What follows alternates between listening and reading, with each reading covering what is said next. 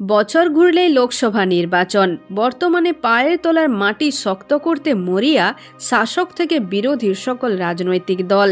এই আবহেই এবার তৃণমূল ও সিপিএমের সংখ্যালঘু ভোটে থাবা বসালো বিজেপি।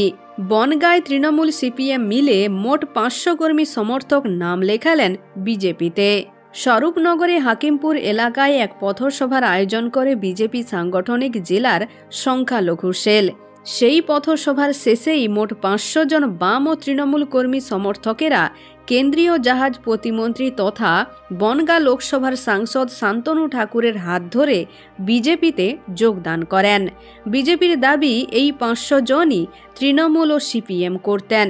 গেরুয়া শিবিরের আরও দাবি, যারা এদিন যোগদান করেছেন তারা সকলেই সংখ্যালঘু। সূত্রের খবর, এদের মধ্যে এলাকার একাধিক হেভিওয়েট সংখ্যালঘু নেতাও রয়েছেন।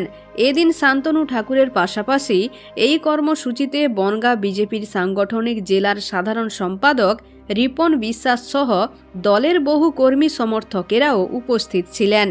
লোকসভা ভোটের আগে সংখ্যালঘু গোষ্ঠীর এতজন একসঙ্গে বিজেপিতে যোগদান যে গেরুয়া শিবিরকে বাড়তি অক্সিজেন যোগাবে এ বিষয়ে কোনো সন্দেহ নেই।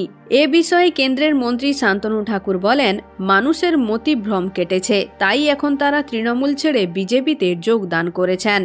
ওদিকে এ বিষয়ে পাল্টা বনগাঁ সাংগঠনিক জেলা তৃণমূল সহ সভাপতি রমেন সর্দার বলেন, হাকিমপুর সীমান্ত এলাকার বিজেপির কোনো সংগঠনই নেই। গত পঞ্চায়েত নির্বাচনে যারা বিজেপি করেছিল তারাই নাকি ফের বিজেপিতে যোগদান দিয়েছে, এমনটাই আমি শুনেছি।